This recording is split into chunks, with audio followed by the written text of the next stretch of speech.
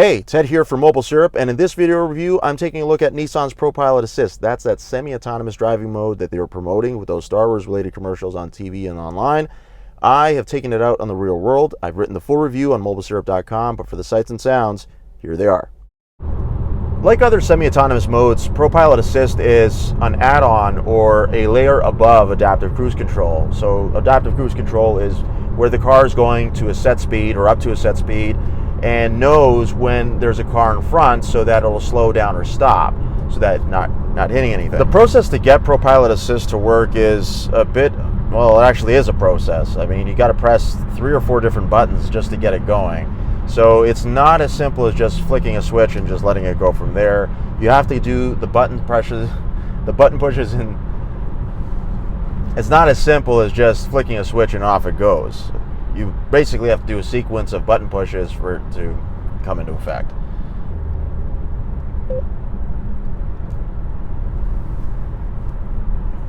So right now, as I'm driving, the car is just doing everything itself.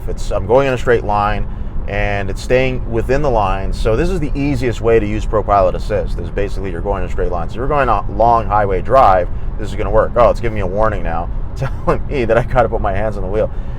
Unlike Super Cruise with Cadillac, narrow lanes. Thank you. Unlike Super Cruise from Cadillac, where you can completely let go of the wheel, you cannot really do that with ProPilot Assist. And beyond that, when it comes to steering, you will need to guide it a little bit more on tighter bends as opposed to, straight lines like this. The system is open enough where it will work even in city driving. So if you're on like a sweeping boulevard in your city and you're driving, the mode will actually work. And you can adjust the speed and everything. It needs to be at least 32 kilometers, so you have to go above that or above in order for the system to be able to kick in.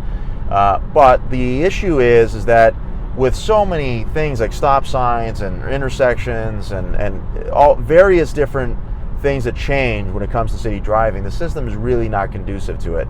But it can work. If you're on a boulevard and you're driving for a while and there's not going to be a red light for a little bit, you can make use of it if you want to. But I think, to me, this is more for highways.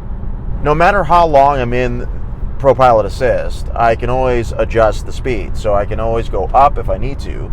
And if I'm changing lanes like I'm going to do now, the system doesn't turn off.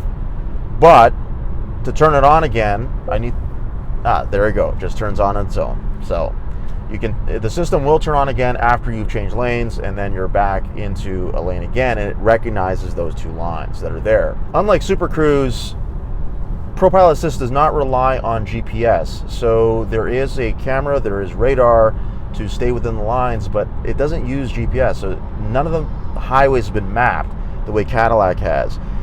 There's a benefit to that only in that if I'm going through a construction site or if there have been changes made to the highway as I've been going on it, ProPilot Assist will just stay within the lines. It doesn't need to be remapped the way it is with Super Cruise.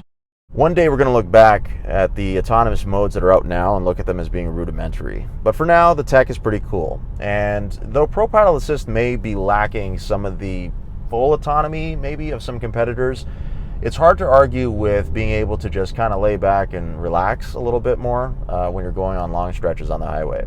So for that, I can see it being a winner. Check out the full review at MobileSyrup.com. I'm Ted. Thanks for watching.